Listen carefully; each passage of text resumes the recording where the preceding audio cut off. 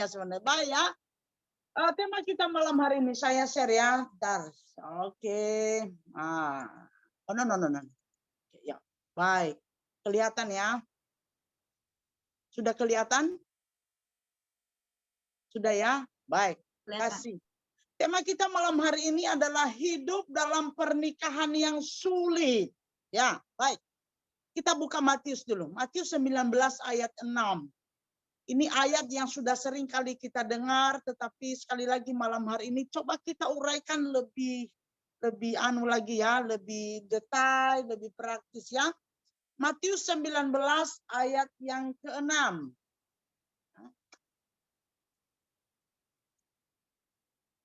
Oke ya. Oke, baik. Kita baca sama-sama 3 ya. Demikianlah mereka bukan lagi 2, melainkan 1. Nah ini, karena itu apa yang telah dipersatukan Allah tidak boleh diceraikan manusia. Nah, apapun yang terjadi tidak boleh cerai. Udah berat ya, baru pertama udah berat ya. Nah, ibu-ibu yang dikasihi Tuhan, ada 2 hal yang unik dan paling sulit di dalam pernikahan Kristen. Khusus di dalam pernikahan Kristen. Perhatikan baik-baik ya, apa itu ya? Nah, kita lihat dulu wajahnya Musela ya, biar menghibur ya. Jadi ada 2 hal yang unik dan paling sulit dalam pernikahan Kristen. Apa itu? Yang pertama adalah rumus pernikahan Kristen itu berat. Jadi rumus pernikahan di dalam Kristen itu memang berat ya. Ini paling unik dan sulit. Pada umumnya rumus matematika itu umumnya itu gampang ditebak ya. Tetapi ada rumus matematika yang paling tidak masuk akal, yaitu rumus pernikahan Kristen. Nah, kayak apa tuh rumus pernikahan Kristen? Ya, udah lihat kan? 1 ditambah 1 harusnya apa? Berapa? Harusnya secara matematika umum berapa? 2. Ayo, siapa yang bisa buka ke Anu? Berapa? 2. Normalnya 2, ini nggak normal ini. Nah, ini rumus pernikahan Kristen. Ini hafal ya. Oleh di screenshot ini. Bilang sama suami nanti memang berat. Ya. 1 ditambah 1 sama dengan 1. Demikianlah mereka bukan lagi 2, melainkan apa? 1. Loh, 2 orang loh ini. Dari belahan dunia yang mana yang 1? Dari belahan dunia mana yang 1? Lalu menikah diberkati dan dikatakan demikianlah mereka bukan lagi 2, melainkan 1. Halo? Ini bukan hanya bicara 1 tubuh, 1 semuanya. 1 tujuannya, ya. 1 visinya. Termasuk seharusnya 1 itu keuangannya. Ya di sini juga banyak bertengkar gara-gara nggak 1 keuangannya. 1 semuanya harus 1 pikiran. Kalau pernikahan itu 1 sama 1 sama dengan 2, artinya apa? Nggak bersatu. Masing-masing yaitu pernikahan yang masing-masing suka-sukanya masing-masing, itu pernikahan yang tidak sesuai rumus pernikahan Kristen gitu ya. Jadi coba ditulis besar-besar di kamar nanti. 1 tambah 1 sama dengan 1. Biar ditanya sama suaminya, "Ma, itu apa?" Ya kan? Baru jelaskan nanti ya. Nah, oke, baik. Itu ya pernikahannya, dan memang sulit ya, enggak gampang. Nah, kita bicara ya. Kemudian yang unik dan sulit dalam pernikahan Kristen itu adalah prinsip pernikahannya. Apa prinsip pernikahan Kristen? Pernikahan itu sebuah keputusan. Pernikahan itu sekali seumur hidup. Karena itu apa yang telah dipersatukan Allah tidak boleh diceraikan manusia. Loh, ya apa yang nggak cocok? Ya nggak boleh. Makanya kita seminar terus supaya cocok, terus cocok, harus cocok. Ini nggak gampang kan? Nah ini baru 1 ayat ini ya. Kalau dikupas itu udah kemana-mana. Berat memang. Tetapi inilah perintah Tuhan. Makanya pernikahan Kristen itu bukan sekedar coba-coba. Pernikahan Kristen itu bukan cocok-cocokan. mencari yang cocok. Kalau nggak cocok ya bubar. Itu bukan pernikahan Kristen. Itu pernikahannya artis di luar sana. Bahkan pernikahan yang tidak punya nilai pernikahan yang kita pahami di dalam kebenaran firman Allah. Kalau di luar sana mereka boleh cerai gonta-ganti dan kemudian masing-masing dengan keinginannya, ya itu nilai yang mereka punya. Itu bukan nilai pernikahan kita. Itu bukan nilai pernikahan Kristen. Nilai pernikahan Kristen berbeda dengan nilai pernikahan orang di luar Kristen. Cocok nggak cocok? Cocok. Itu jodohmu. Maka ada nanti pembicaraan yang berbeda dengan tema yang berbeda. Saya sering sampaikan kalau seminar keluarga itu ya, atau BPN bimbingan pernikahan, jodoh itu yang berbeda, bukan yang sama. Kalau sama, kalian tidak akan saling mencari. Percaya sama saya. Ngapain cari dia orang gua bisa? Maka pernikahan itu sebenarnya bukan masalah cocok nggak cocok. Yang berbeda itu justru yang cocok. Kan? Saya pernah peragakan itu waktu seminar Pak Sutri di Jembes. Kalau nggak lupa ya, ibu-ibu ya. Oke, kita lanjut ya. Ini baru pengantar, sudah berat ya. Sabar ya. Nanti kita cari solusinya ya. Pasti ada solusinya ya. Nah, sekarang kita lihat ya. Oke, nah ayo kita baca sama-sama dulu ya. Kita baca sama-sama ya. Tidak ada pernikahan yang sempurna. Ya harus tanamkan di benak. Jangan bilang sempurna. Kita ini manusia berdosa. Suamimu ya manusia berdosa. Ya diri kita ini ya wanita yang berdosa, manusia berdosa ya. Tidak ada pernikahan yang sempurna. Ya. Tetapi kita dapat menciptakan pernikahan yang bahagia dengan menerapkan kasih Tuhan. Memang nggak bisa keluar dari jalur kasih ini, memang nggak bisa. Berat kalau nggak jalur kasih. Nah itu ya. Ya teladannya ya Kristus. Ya, Pak ya. Kita tangkap satu bagiannya. Maka saya katakan tadi, tangkap ya pesan-pesan Tuhan kepadamu pada malam hari ini. Gak usah banyak-banyak, paling nggak satu aja nanti itu dipraktekannya. Jangan sampai banyak tapi nggak dipraktekkan. Ya, kita bisa ciptakan kok pernikahan bahagia walaupun tidak sempurna ya. Tidak seperti ketika kita udah sampai di surga nanti. Oke, baik. Sekarang pertanyaannya adalah, nah ini nih ya. Kita masuk solusinya. Saya kalau seminar itu saya lebih senang kita fokus temukan solusinya. Biar kita biar kita lebih seger habis ini ya. Oke. Nah, bagaimana bisa bertahan dalam pernikahan yang sulit? Nah, ini pertanyaannya. Bagaimana bisa bertahan dalam pernikahan yang sulit? Nah, oke ya. Salah satu yang bisa kita lihat saudara ya. Oke. Dengan kita mengenali latar belakang pembentukan pasangan Anda, pasangan kita ya. Mengenali latar belakang pembentukan pasangan Anda. Pembentukan apa? Pembentukan karakternya ya, pembentukan budayanya, pembentukan sifatnya ya, pembentukan nilai-nilai hidupnya sejak kecil sampai dia bertumbuh menjadi orang dewasa yang akhirnya terbentuk. Nah, baca ya sama-sama ya. Kita bisa baca ini ya. Bentar. Ya. Yuk. Saya bisa. Oke, ya. Maaf.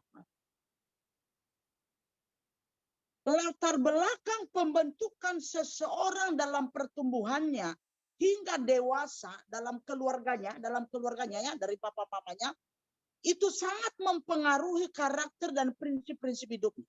Tentu kita hari ini melihat kepada suami kita. Jangan lihat tetangga ya, jangan lihat tapi pada suaminya sekarang ya.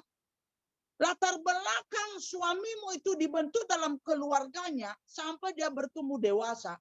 Itu sangat mempengaruhi karakternya hari ini. Sangat mempengaruhi prinsip-prinsip hidup yang sedang dia hidupi hari ini. Kalau bagus, puji Tuhan. Kalau nggak bagus, ada banyak yang nggak bagusnya. Ya itulah nanti yang menjadi hasilnya adalah pernikahan yang sulit. Pernikahan yang penuh dengan konflik. Apalagi kalau dia masih belum dipulihkan, luka batinnya belum dipulihkan, luka emosinya belum dipulihkan, nilai-nilai hidupnya belum dipulihkan, belum percaya kepada Yesus. Sudah percaya kepada Yesus pun juga firman Tuhan itu keluar di luar kuping, bukan masuk di dalam kuping. Ya udah hidup belum berubah, nilai-nilai hidupnya tetap sama dengan nilai-nilai yang lama, belum diganti oleh nilai-nilai yang baru. maka di situ nanti pernikahan menjadi pernikahan yang sulit. Konflik banyak terjadi. Pernikahan yang sulit itu ujung-ujungnya itu pertengkaran, konflik. Konflik bisa konflik terbuka, bisa konflik batin. Ya, konflik itu ada dua, terbuka atau tertutup. Ya, nah kalau mau konflik terbuka ya buka aja kerannya, teriak-teriak aja, pasti nyambung nanti. Ya, oke, baik. Nah, oleh karena itu, nah ini pesan bagi kita juga ya. Saya tarik pesan kepada kita ini, ibu kan sangat berpengaruh ya dalam membentuk anak-anak. Kita bicara suami kita sebenarnya juga kita bicara kepada generasi yang kita hasilkan ya. Jadi orang tua adalah guru terdekat bagi anak. Ya. Nilai-nilai yang kita tanam sekarang akan menjadi nilai hidup mereka besok, termasuk kita dan suami kita itu nilai kita dari sana gitu kan. Mata pelajaran dan pengetahuan utama dan pertama seorang anak dapat dari mana? Dari ayah dan ibu. Ya, itu ya. Oke, baik. Saya beri beberapa contoh. Ya, saya melayani beberapa ibu ya. Akhir-akhir ini banyak sekali, tapi akhir-akhir ini saya dengan tema ini saya ungkap beberapa contoh. Ada suami yang ya jadi pernikahannya benar-benar sulit ini. Jadi dia ibu ini mengeluh, dia bilang apa? Rasanya udah nggak kuat. Ya, jadi suaminya itu dibesarkan dari latar belakang keluarga yang kasar. Jadi kasar. Nilai-nilai hidupnya kasar, kata-katanya kasar. Diperlakukan kasar juga, fisik. Jadi fisik, psikis cenderung kasar gitu loh, ya. Dan ini mereka belum percaya, ya. Sampai juga udah menikah belum percaya, istrinya sudah mengenal Yesus, suaminya belum, ya. Lalu kemudian istri anaknya itu suka dibentak. Di meja makan pun, makan loh nih. Padahal paling menyenangkan dalam hidup ini setelah kita capek apa? Capek kerja, cari cuan gitu, capek. Apa ya ujung-ujung yang paling menyenangkan apa? Apa Bu Rika?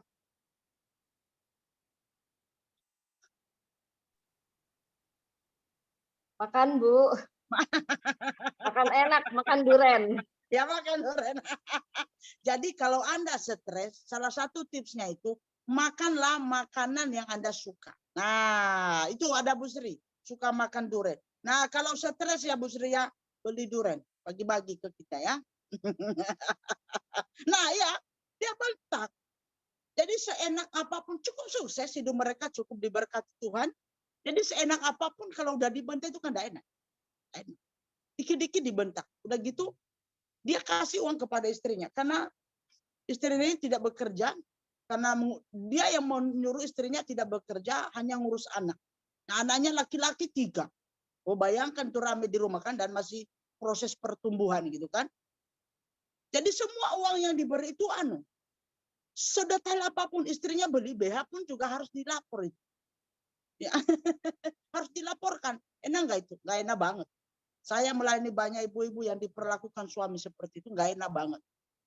Mau beli permen 1 saja loh, roti 1 biji aja mesti ditulis. Jadi suaminya itu selain jadi suami, juga sekaligus jadi auditor. Ada nggak di sini yang suaminya itu bukan hanya sekedar suami, tapi juga nyambi. Ada pekerjaan tambahannya jadi auditor bagi istrinya. Atau justru sebaliknya, istri-istri di sini auditor semua tuh bagi suami. Jadi tiap hari dilihat dompetnya udah berkurang berapa gitu ya. Oke, jadi berat ya, berat enggak? Berat sekali ibu itu, berat sekali, berat sekali. Ya, ya dia bilang sama saya, apakah saya boleh cerai? Toh kan suami saya kan belum percaya kepada Yesus. Saya itu bilang bukan itu alasan, bukan itu. Fokusnya bukan karena suamimu belum percaya lalu engkau boleh cerai. Fokusnya bagaimana engkau hidup di keluarga ini kan. Oke, baik ya, nanti kita lihat ya.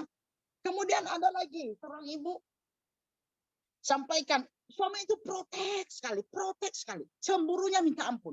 Dia proteksi luar biasa istrinya itu. Sebentar di telepon dilihat. Aduh, saya pikir kalau ada CCTV di badan dia bisa pasang CCTV gitu ya. Cemburunya minta ampun. Enak enggak? Punya suami sangat cemburu itu boleh. Artinya dia cinta. Tapi sudah cemburu berlebihan itu, saya juga pernah seminarkan ini di Pasutri, kalau nggak salah Pasutri Jembus pernah nggak? Ada namanya gejala jiwa karena apa? Kecemburuan yang sudah masuk dalam gejala jiwa. Ya, sakit jiwa namanya pecemburu oteklo.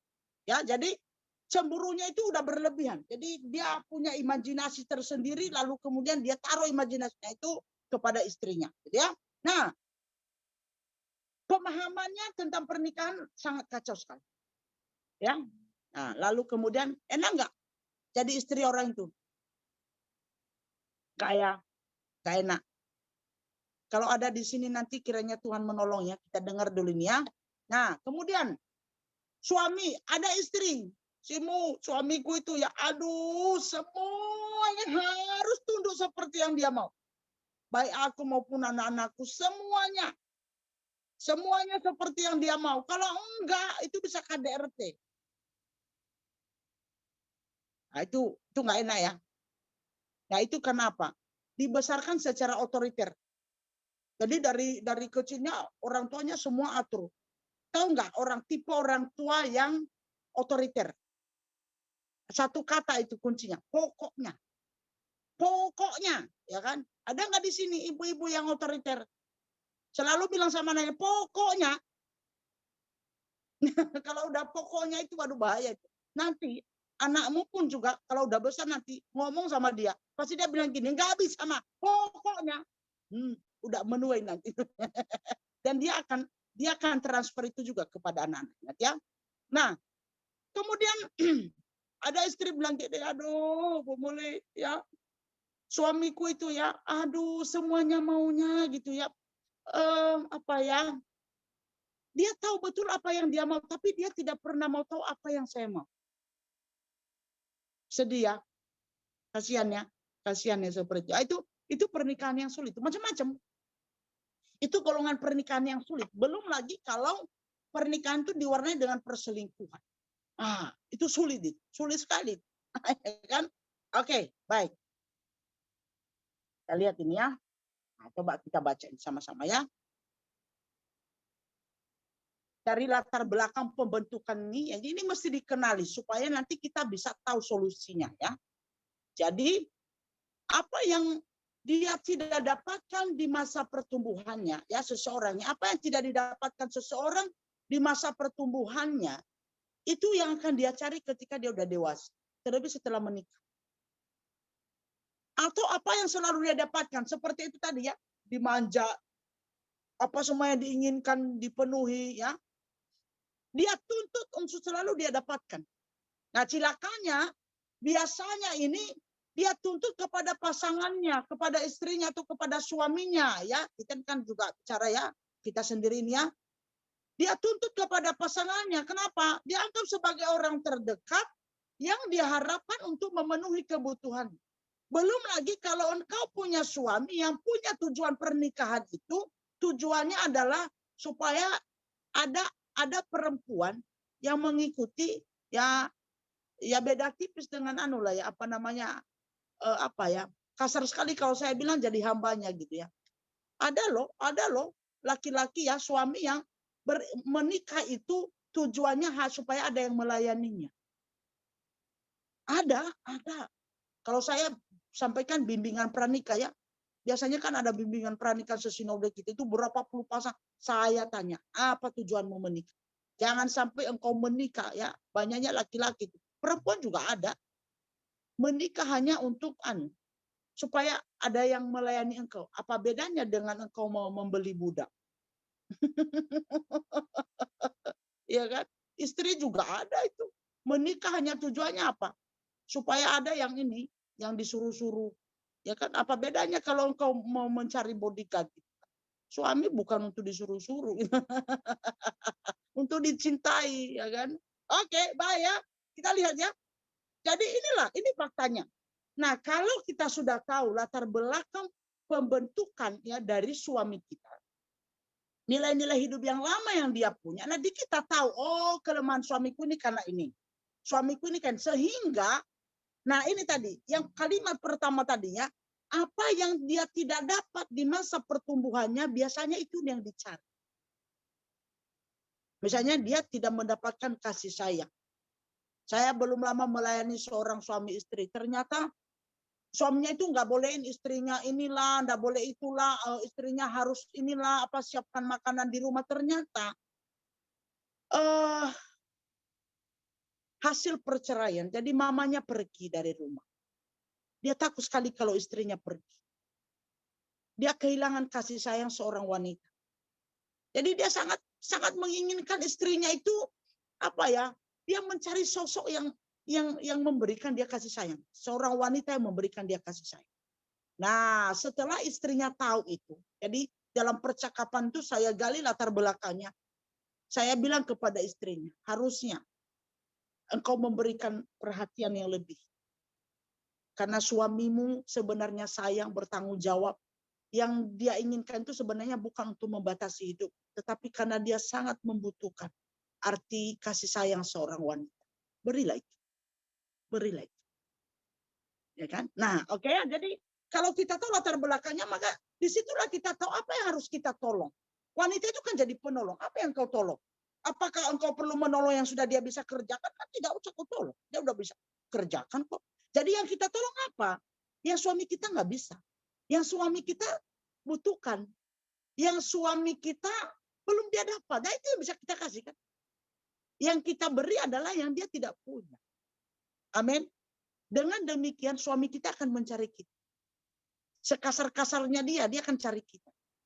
Nanti dia, mama di mana? Mama di mana? Akhirnya saling tergantung itu. Nah, kita pun mencari dia karena dia juga memenuhi apa yang kita butuh. Oke, baik. Sekarang saya coba percepat ya. Yang berikutnya ya. Yang berikutnya. Yuk. Bagaimana menghadapi pernikahan yang sulit? Yaitu dengan mempraktekkan tujuan pernikahan yang benar, ya. Mempraktekkan tujuan pernikahan yang benar. Kita coba seleksi ya. Kita menikah, tujuan pernikahan kita sudah benar apa enggak gitu ya. Konsep kita ini loh. Konsep kita ini loh, ya. Seorang bernama Hawken ya, itu penulis buku tentang pernikahan, ahli pernikahan lah. Lebih ahli dari saya. Dia tulis begini. Ya, ada di situ ya. Coba lihat di situ ya. Tujuan pernikahan bukan Kristen itu ya. Bukan kata bukan. Tujuan pernikahan Kristen bukanlah untuk mendapatkan kebahagiaan. Nah, ini menarik loh, ini perhatikan baik-baik ya. Jangan salah paham ya. Tujuan pernikahan Kristen bukanlah untuk mendapatkan kebahagiaan, melainkan pertumbuhan melalui proses menerapkan kasih Allah. Perhatikan baik-baik ya. Tujuan pernikahan Kristen bukan, ya tujuan yang paling dasar adalah bukan mendapatkan kebahagiaan, melainkan pertumbuhan melalui proses menerapkan kasih Allah. Kita akan bahagia ketika kita mengasihi pasangan kita tanpa syarat. Seperti Kristus mengasihi kita yang berdosa di hadapan. Ini berat ini ya, berat ya. Tapi sebenarnya kalau kita hidupi dengan tulus, kasih, mengasihi suami kita dengan tulus ya, sungguh itu dengan tulus. Enggak ada tuntutan, enggak ada target. Enggak ada yang apa ya? Ini loh. Seringkali kita kalau mengasihi siapapun itu ya, mengasihi suami kita atau mengasihi, tahu nggak kenapa kita seringkali kecewa ketika kita mengasihi seseorang, mengasihi orang lain? Karena kita sambil mengasihi, sambil menaruh target. Sambil menaruh harapan-harapan. Betul nggak? Nah, ketika harapan itu tidak tercapai seperti yang kita mau, marah kita. Betul? Bolehlah dibuka mic-nya dulu. Betul nggak? Ya. Nah, itu sebabnya nanti kita katakan, kita kasih. Tapi sebenarnya kita marah. Lalu katanya kita kasih. Kasih tuh nggak kasih itu? Kasih tuh gini. Kasih. Kasih tuh kasih. Kasih udah kasih lepas. Nggak ada target-target. Nggak ada patokan-patokan harapan. Nggak kasih. Namanya juga kasih. Amin. Nah, ketika engkau tulus mengasihi itu, maka disitulah kebahagiaan. Di situ letak kebahagiaan.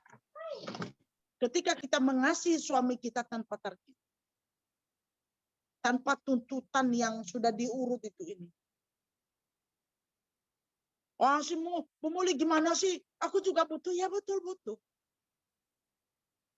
Tapi jangan yang butuhnya dulu. Duluan startnya di butuhnya. Aku kasih itu, aku lakukan karena nanti supaya ini, supaya itu. Bukan. Kalau udah supaya ini, supaya itu, maka di tengah jalan kasihmu akan sakit. Bukan hanya kasihmu yang sakit, hatimu yang sakit. Pernikahanmu pun akan sakit. Betul? Ya, jadi seringkali karena tujuan pernikahan yang keliru, startnya itu keliru. Bahagia boleh bahagia.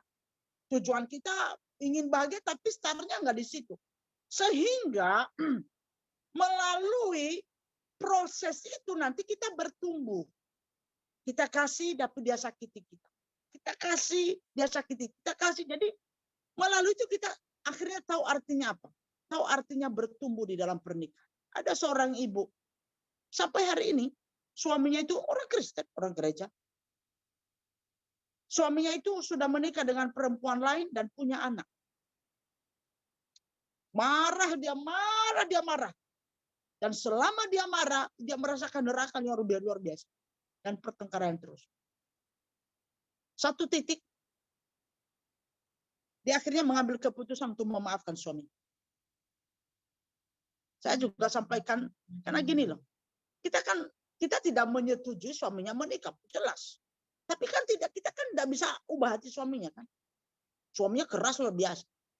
Saya sampaikan begini, suamimu hidup dalam dosa, itu tanggung jawabnya di hadapan. Doakan, hanya itu yang bisa dilakukan. Karena manusia nggak bisa ubah manusia. Kita nggak bisa loh ubah hati orang. Hanya Roh Kudus yang bisa ubah hati orang. Minta kepada Tuhan. Tetapi kalau engkau sudah maafkan, engkau tetap mengerjakan kewajibanmu sebagai seorang istri. Tetap mengasihi dia. Maka di situ letak kebahagiaan. Letak kebahagiaanmu ada di dalam hatimu. Bukan letak kebahagiaanmu berdasarkan sikap suamimu kepadamu lagi.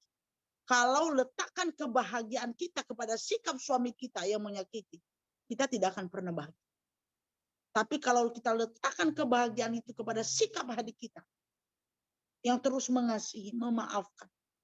Terus mengasihi dengan terus. Di situ letak kebahagiaan.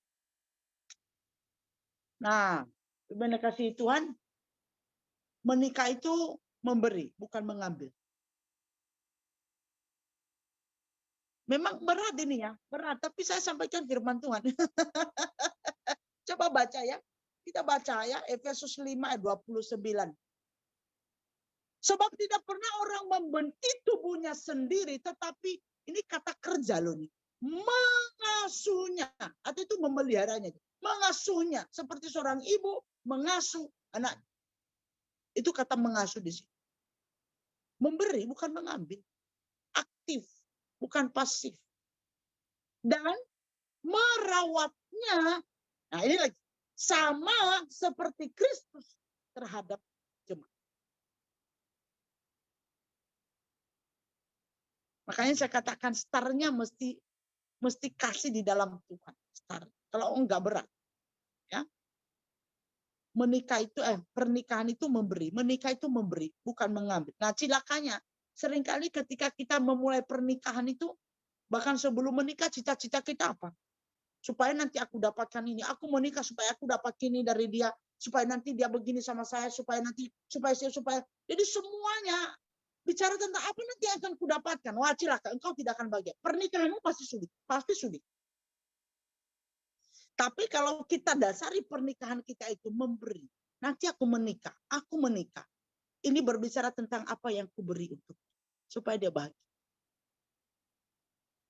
Menikah itu bukan mengambil, menikah itu memberi, bukan mengambil. Ya, oke. Tadi lihat ya, baik. Yang berikutnya, udah mau akhir-akhir ini ya, saya mau coba ya. Yang ketiga, bagaimana kita bisa bertahan dalam pernikahan yang sulit? Yang ketiga, Alami pertumbuhan rohani melalui kesulitan dalam pernikahan. Nah, ini poin yang sangat penting, ya. Alami pertumbuhan rohani melalui kesulitan dalam pernikahan. Nah, kita baca di sana, ya. Siapapun pasti menginginkan kebahagiaan dalam pernikahan. Amin, ya. Tetapi jikalau ada banyak kesulitan, tantangan dan air mata di dalamnya, bertumbuhlah melalui. Amin. Melaluinya belajarlah banyak hal dan temukan pesan-pesan Tuhan bagi Anda untuk kebahagiaan pernikahan Anda di hadapan. Siapapun pasti menginginkan kebahagiaan dalam pernikahan pasti. Tetapi jika ada kesulitan di dalamnya, ada air mata di dalamnya, ada tantangan di dalamnya, belajarlah melalui. Bertumbuhlah melalui. Bertumbuh apa? Bukan badannya yang bertumbuh seperti saya, makin hari makin bertumbuh. Bosku, kalau saya bosku ketemu sekarang dia bilang, Muli, aduh bertumbuh banget ya. Bertumbuh badannya gitu. Jangan ibu-ibu, makin tua pernikahan kita ini badan kita memang makin bertumbuh karena hormon. Kecuali yang Tuhan anugerahkan makan sebanyak-banyaknya pun juga tidak gemuk-gemuk ya. Tapi bertumbuh secara roh. Maka pernikahan, makin usia pernikahan makin matang. Bukan makin bertengkar. Udah tua makin bertengkar aja. Anak sudah umur 20 tahun, bahkan udah punya cucu makin bertengkar aja. Kenapa? Karena melalui kesulitan melalui air mata dalam pernikahan, nggak menangkap pesan-pesan Tuhan. Lebih banyaknya apa? Kita lihat, suamiku tuh gitu, suamiku tuh gitu, suamiku.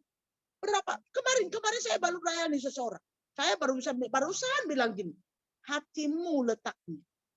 Stimulus itu sering terjadi mulai dari kita buka mata sampai tutup mata malam hari. Stimulus itu datang terus. Yang memancing kita itu datang terus. Letaknya kedamaian kita itu hati kita. Kita mau menanggapi stimulus itu atau tidak, itu pilihan kita. Baru saya ngomong gitu. Oh iya Bu, ya tapi suami saya itu loh biasa. Aduh, kapan engkau bertemu kalau sudah begitu? Iya Bu, iya hatiku memang ini, aku maafkan Bu, tapi suamiku tuh begitu soal. Baru ngomong aku maafkan. Tapi suamiku tuh udah punya jajaran. Saya katakan engkau tidak akan pernah bahagia. Yang menentukan kebahagiaanmu ini, hatimu ini. Konsep hatimu ini. Amin ibu-ibu. Ya, jadi pertanyaannya sekarang adalah apa yang sudah engkau pelajari dari pernikahan? Apa yang engkau pelajari? Apa? Sudahkah engkau temukan pesan-pesan Tuhan di dalam pernikahanmu yang sulit? Di dalam air mata dalam pernikahanmu, sudahkah engkau menangkap pesan-pesan dari Tuhan?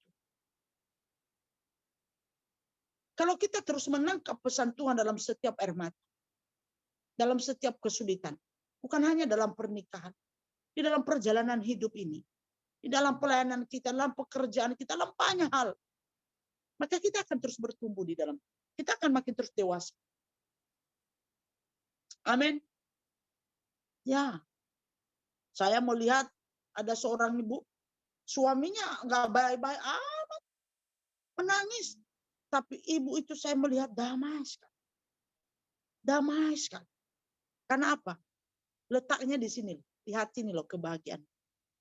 Konsep kita itu, cara berpikir kita. Sebenarnya yang banyak menjajah kita itu apa sebenarnya? Cara berpikir kita. Oh, misalnya ya, bukan berarti kita membolehkan suami misalnya ya selingkuh, enggak boleh. Tapi kalau dia udah masuk di jebakan iblis sana, engkau bisa bahagia enggak? Sebenarnya bisa. Dia dosa-dosanya dia di hadapan Tuhan, doakan dia. Letaknya kebahagiaanmu di hati. Tetap alami damai sejahtera dalam Tuhan. Hidup benar dalam Tuhan. Dan doakan dia, serahkan dia pada Tuhan. Sakit. Tapi kalau ada Tuhan yang menguasai hidup, engkau bisa tetap tenang. Dosa. Itu tanggung jawabnya dia di hadapan Tuhan. Dia akan tanggung jawab, dia akan pertanggungjawabkan secara pribadi di hadapan Tuhan. ketika dia menjauh dan melakukan dosa di hadapan. Jangan ikut-ikutan berdosa. Orang lain bikin dosa. Nah, ini kita ini. Orang lain yang bikin dosa, kita ikut-ikutan sebagai supporter dosa. Ya, dan ikut berdosa dengan berbagai macam cara, ya. Kalau kepada suami dengan tambah menjauh dia. Coba aja. Suami ya, jarang pulang ke rumah, tambah diomelin, tambah gak pulang-pulang. Ya. Ya, oke ya. Sudahkah engkau bertumbuh secara rohani melalui kesulitan pernikahan? Atau melalui berbagai kesulitan hidup? Oke ya. Yang terakhir sekali, saya coba kasih banyak. Paling tidak ada yang nyantol ya. Ini 4 poin saya kasih. Nah, sekalian dong. Itu wajahnya Musa, Elta, dan Mar. Nah, kalau orang-orang GKJ udah tahu wajah-wajah ini ya. Nah, kami suka tertawa. Kami termasuk keluarga yang suka ketawa. Musa itu dulu nggak suka ketawa. Tapi melihat saya ketawa terus, jadi dia ikutan ketawa. Heran saya. Barusan tadi saya singkirkan diri, saya colek dulu perutnya. Karena perutnya makin gede. Jadi ketawa dia.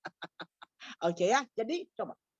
Yang keempat ya, bagaimana kita bisa bertahan dalam pernikahan yang sulit? Ingat, pernikahanmu itu memberi teladan kepada anak-anak.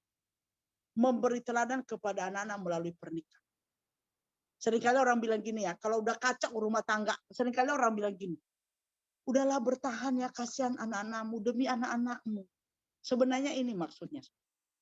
Bahwa pernikahan itu memberi teladan kepada anak. Memberi teladan banyak hal. Pernikahan kita, hubungan suami istri itu berbicara banyak hal kepada anak. Gak usah pakai teriak, itu berbicara dengan sendirinya. Ya, maka saya tulis di situ ya. Coba kita baca sama-sama ya. Baca sama-sama. Ini poin yang terakhir. Jangan khawatir, ini poin yang terakhir ya. Kita baca sama-sama ya. 3 ya. Keluarga adalah sekolah terbuka bagi anak-anak. Dan guru paling utama dan pertama bagi anak. Anak adalah ayah dan ibunya. Jangan bilang gini, oh gurunya itu di sekolah. Itu di sekolahnya Boksa itu. Boksa kepala sekolah. Masih kepala sekolah ya, Bu? Masih ya?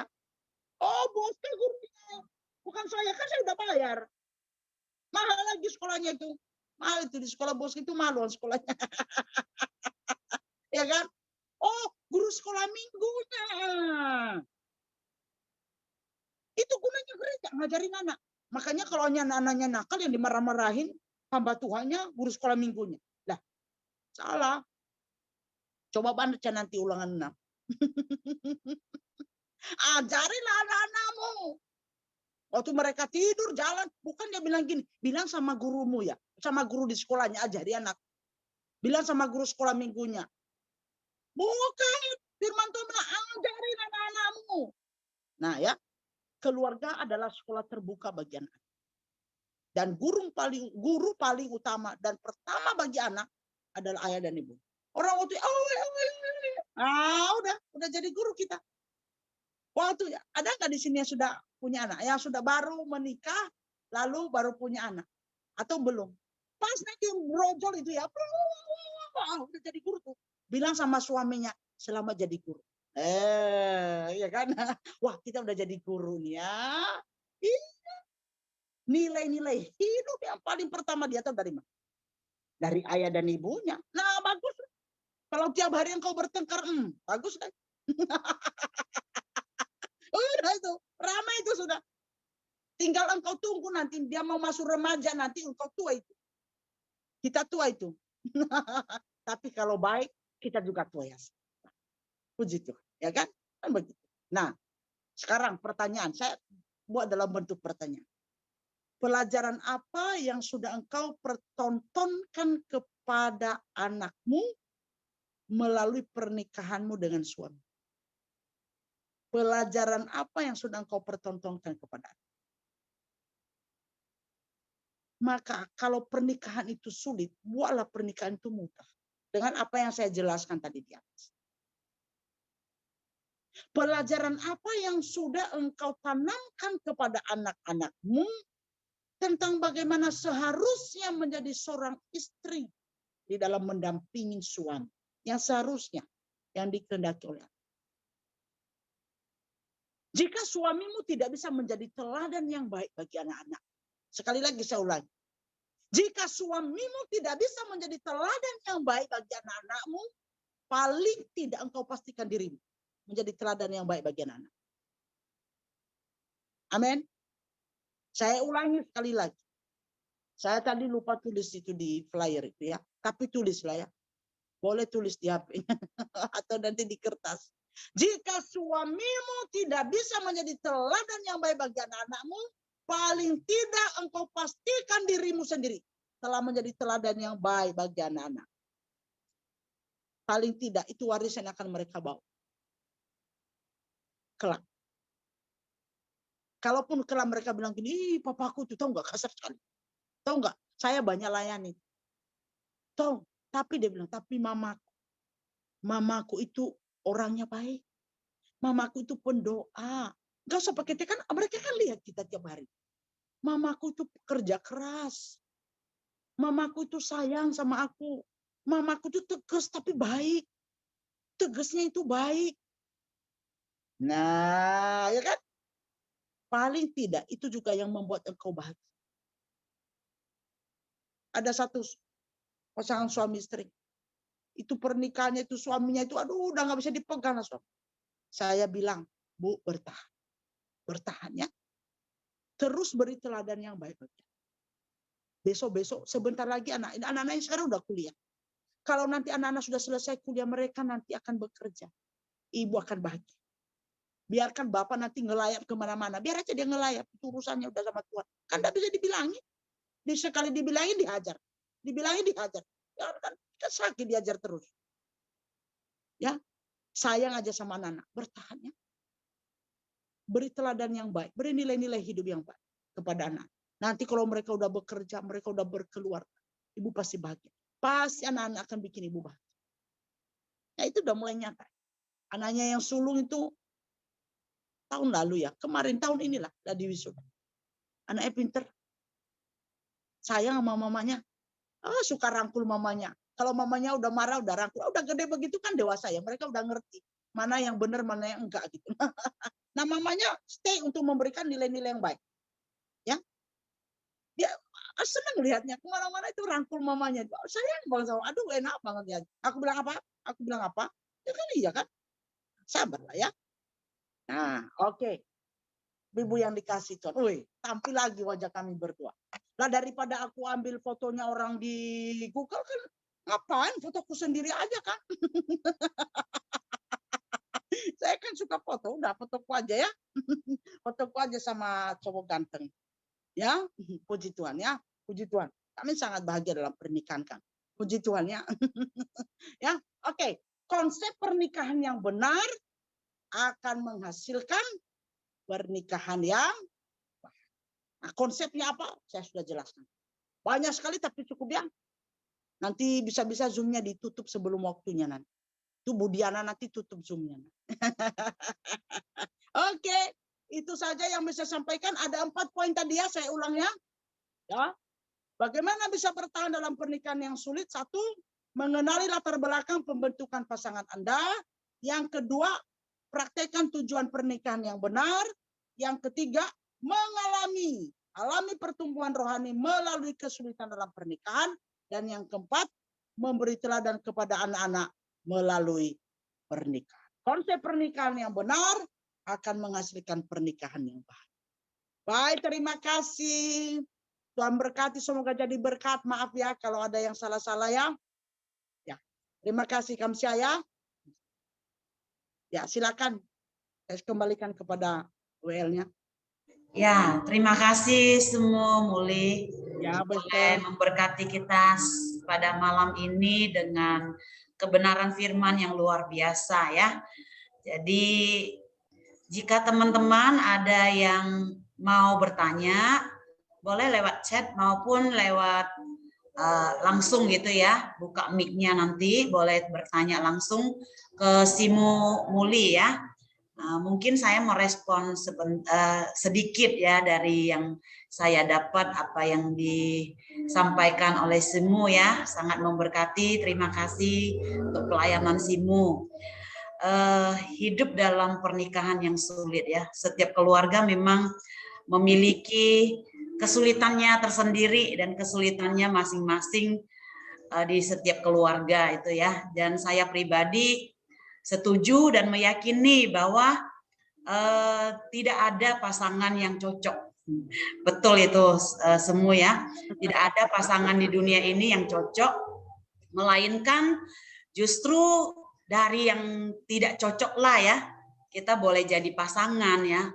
Pasangan yang tidak cocok, yang berbeda, itulah pasangan yang cocok. Karena dalam ketidakcocokan itu suami istri saling melengkapi ya, di mana saya melihat saya pribadi pernikahan saya dengan suami gitu ya, apa yang enggak ada di dalam diri saya dari karakter, dari sifat, dari banyak hal ada di diri suami saya gitu. Jadi saya belajar dari suami ya, salah satunya suami saya itu kesabarannya luar biasa gitu. Jadi saya ini orang yang enggak sabar, saya diproses di dalam hal itu, sehingga saya dalam pernikahan yang terus bertumbuh, menjalani pernikahan yang sudah 22 tahun ya kami. Jadi saya belajar dari suami dan suami juga belajar dari saya gitu. Jadi kami di situ melihat bagaimana dari ketidakcocokan kita saling melengkapi. Itu menjadikan pernikahan jadi luar biasa gitu ya. Jadi itu pengalaman saya, dan saya ada satu pertanyaan ya Simu, di mana saya juga banyak dalam komsel-komsel ibu-ibu yang saya pimpin. Jadi di situ saya banyak mendapati di mana banyak kesulitan di pernikahan rumah tangga masing-masing gitu ya. Salah satu yang sering kali saya dapatkan ya, saya mau bagaimana tanggapan dari Simu atau pandangan Simu dalam hal ini ya. Bagaimana dengan ekonomi yang sulit itu selalu menjadi pernikahan jadi sulit gitu. Jadi ada banyak belakangan ini ya, apalagi setelah kita diterpa oleh pandemi. Jadi itu rata-rata mengalami kesulitan ekonomi, sehingga menjadikan pernikahan mereka juga jadi sulit. Jadi mereka mungkin tidak mengalami pertumbuhan rohani melalui kesulitan dalam pernikahan. Sehingga mereka banyak yang diambang perceraian, diambang kehancuran. Jadi kadang saya kurang tahu harus bagaimana memberi solusi untuk rumah tangga beberapa teman yang mengalami seperti itu ya, suami yang nggak punya pekerjaan sehingga memiliki kesulitan ekonomi dan mereka tuh memutuskan pisah gitu loh. Itu bagaimana menurut Simu tuh menanggapi hal ini gitu? Terima kasih. Ya, makasih Bu Esther. Untuk ekonomi sebenarnya ya, istri ketika suami nggak bisa bekerja ya, pasti banyak faktor. Istri juga harusnya bisa bisa mencari jalan keluar, artinya dia bisa juga mungkin bekerja untuk menghasilkan uang. Nah itu konsep mesti diluruskan. Ada juga istri yang merasa kalau dia yang bekerja lah kan tidak alkitabiah katanya, ya kan? Jadi mesti dicari jalan keluar bagaimana supaya ada pendapat. Kalau memang istri harus bekerja, atau misalnya ya Bu Esther, mungkin kita juga bisa carikan mereka ya, walaupun sederhana, bagaimana mereka bisa bekerja. Istri memang harus cari jalan supaya mereka juga. Nah, suaminya itu masalahnya malas atau apa gitu kan, atau memang benar-benar nggak dapat bekerja. Nah, memang kembali ke konsep tadi, kalau pernikahan hanya karena kesulitan ekonomi, lalu memang kalau sudah pisah, ekonominya bisa pulih. Kan enggak, malah double masalah malah kan. Double masalah. Anak-anak jadi korban, pernikahan jadi kacau. Jadi kita sampaikan kepada ibu itu solusinya bukan pisah. Tapi cari jalan keluar. Kalian cari jalan keluar supaya dapat pendapatan. Kemudian perlu diingatkan, mungkin tidak semuanya, tapi perlu diingatkan, ketika pendapatan menurun, turunkan level. Turunkan level, turunkan merek. Ya, tuh Bu Diana banyak jual-jual baju yang ada yang mahal, ada yang murah. Ya memang harus berani belajar komitmen turunkan level ketika ekonomi mulai turun. Ya nanti kalau naik lagi ekonominya, naikkan lagi levelnya, nggak apa-apa. Ya itu aja kalau dari saya, Westers. Ya. Terima kasih semua. Mari teman-teman yang lain, jika ada pertanyaan, ini kesempatan ya bagi kita belajar bersama-sama. Kayaknya nggak ada yang sulit-sulit ini, Bu Esther. Semua bahagia. Puji Tuhan ya semua ya. Puji Tuhan. Mungkin dari Bu Ripka, ada yang mau ditanya Bu Ripka? Oh, kalau Bu Ripka menambahkan, bukan nanya. Mau ngobrol aja, Bu. Ya, ayo. Gini loh, Bu. Saya juga kadang-kadang diajak sharing gitu sama teman-teman ya. Baik yang di gereja kita maupun dari luar. Ya, pernikahan yang sulit ya rata-rata ada unsur perselingkuhan ya dari pasangannya. Tapi kan tidak semua perselingkuhan itu langsung vulgar. Ya. Bisa tertangkap mata gitu. Jadi ada teman yang sharing ke saya ada rasa susah gitu di hati karena mencurigai dan kelihatannya ada gelagatnya gitu, ada gelagat pasangan selingkuh. Cuma ya kan namanya dia selingkuh, dia gak bakalan pengumuman kemana-mana kan atau bodoh gitu dengan mudah tertangkap. Nah ini sebagai istri bagaimana dikorek salah, nggak dikorek juga salah gitu loh Bu. Nasihat ibu itu bagaimana di kasus-kasus seperti ini? Apa pura-pura tidak tahu atau malah di konfrontasi dia kan juga bisa ngelak gitu, malah tambah benci atau gimana Bu? Ya. Nasihat ibu bagaimana? Tentu perselingkuhan itu banyak faktor penyebabnya. Nah, kemudian yang paling yang disampaikan Bu Ripka tadi ini belum jelas ya apa enggak, baru praduga gitu ya, curiga gitu ya. Nah, sebaiknya sih itu mesti dipastikan dulu ya, jangan hidup dalam praduga. Nanti menderita sekali itu, belum tentu benar. Jadi mesti dipastikan dulu, mesti dipastikan iya apa tidak. Itu kalau sudah dalam praduga nanti uring-uringan enggak jelas itu. Piring terbang semua tapi enggak jelas kenapa terbang. Kayaknya ada jin gitu kan. Sering kata, enggak, mumpung ngomong praduga ini ya. Kita ini ya, para istri sering kali ini loh.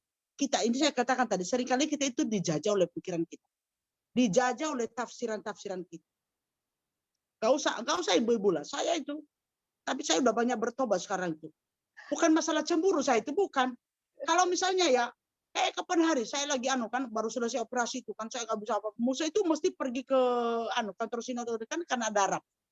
Musa itu nggak angkat telepon saya pada harusnya sudah selesai rapat. Waduh, saya udah gemuruh dalam hati. Tafsiran. Praduga. Praduganya lagi praduga bersalah, bukan praduga tak bersalah. Waduh, ini berarti suamiku ini ya udah tahu dia aku lagi nggak bisa apa-apa di atas ranjang ini beroperasi. Ini dia pergi senang-senang kemana nih? Kayaknya dia pergi makan di mana nih? Bla bla bla bla. Waduh, diam tapi gemuruh di dalam. Taunya apa? Musa pulang udah wajah kusut sekali, tahu nggak? Ban mobilnya pecah, Mama. Aduh, nyesel banget aku praduga bersalah. Jadi kita ini seringkali dijajah oleh pikiran kita sendiri. Aduh aku nyesel. Aduh Pak, maaf ya Pak. Padahal tadi aku pikir Papa itu loh sengaja nggak. Bagaimana aku angkat Ma? Bingung mau cari ini kemana. Udah gitu di tengah-tengah lagi. orang muka belakang itu loh. Waduh. Nah, jadi mesti dipastikan. Ibu-ibu jangan biasakan hidup dalam praduga ya. Ini bukan hanya masalah perselingkuhan. Seringkali memang kita perempuan ini ya, memang jaringan di dalam otak kita itu memang Tuhan ciptakan banyak sekali memang daripada pria. Itulah yang membuat kita itu terlalu banyak berpikir. Iya. Ya kan? Oke. Memang ini sang istri ini tidak tahu juga cara mengkomunikasikan ini untuk mencari taunya. Dan saya juga nggak bisa ngajarin, Bu. Ya. Pancingnya dengan pertanyaan apa atau gimana gitu loh. Kayaknya kok pengen tahu tapi nggak tahu cara buat tahu gitu loh, Bu. Mending nggak tahu sih. Nggak usah tahu aja ya, Bu ya gitu ya. Jadi begini. Kalau misalnya pun ya itu tapi harus dipastikan. Belum tentu ya. Nah, itu mesti bijaksana itu. Kalau mana ada dia mau mengumbar begitu kan. Tapi paling tidak. Kalau misalnya ada praduga begitu. Lebih baik fokus untuk mencari tahu penyebab. Kenapa ya? Penyebabnya dari diri kita ya. Kenapa ya suamiku sampai kok mulai menjauh ya? Apa yang salah dengan diriku? Atau apa ya? Aku mungkin kurang perhatian atau apa gitu kan. Mungkin ada sesuatu yang apa ya?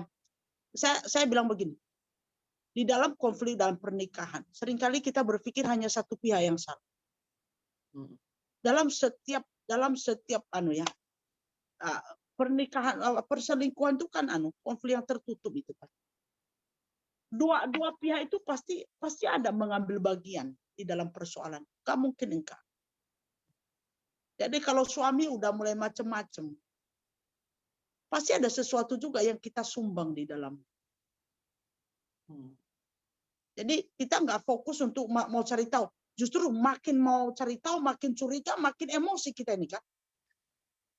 Lebih baik bagaimana cara membuat suamiku ini kembali, hatinya kembali. Ada apa ya? Apa yang harus kuperbaiki ya? Mungkin masakin dia cukio tiap hari. Biar belenger gitu. Biar sakit perut dia nggak pergi-pergi. Karena Pak Sucu bisa darah tinggi cepat mati katanya kalau makan cukio tiap hari. Janganlah, darah tinggi cepat mati nanti janganlah. Ya, oke ya. Thank you udah jawabannya ya. Ya Bu ya.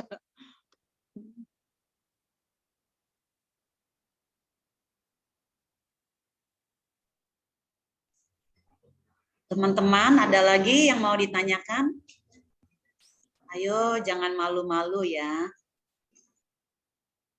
Malu bertanya sesat di jalan biasanya. Mungkin sifatnya privacy kali Bu Esther. Jadi nanti kalau ada yang sifatnya privacy, nah silakan hubungin si Mu Christine ya. Jangan hubungin saya, si Mu Christine aja. Kok saya lempar batu ke Bu Christine?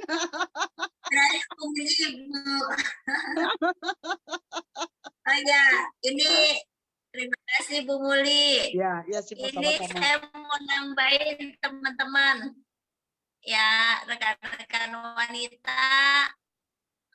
Kalau ada yang ketidakpastian, kecurigaan, lebih baik tidak usah dicari tahu. Doa biar Tuhan yang kita lakukan adalah, betul kata Bu Muli, dapatkan hatinya. Jadi supaya tidak pindah ke lain hati, dapatkan hatinya ya. Kadang-kadang orang di rumah, hati belum tentu di rumah. Jadi wanita bijak, wanita teladan, lakukan bagian kita, dapatkan hatinya ya. Supaya kembali hatinya ke rumah. Oke. Kalau bisa gorengkan dia hati setiap hari.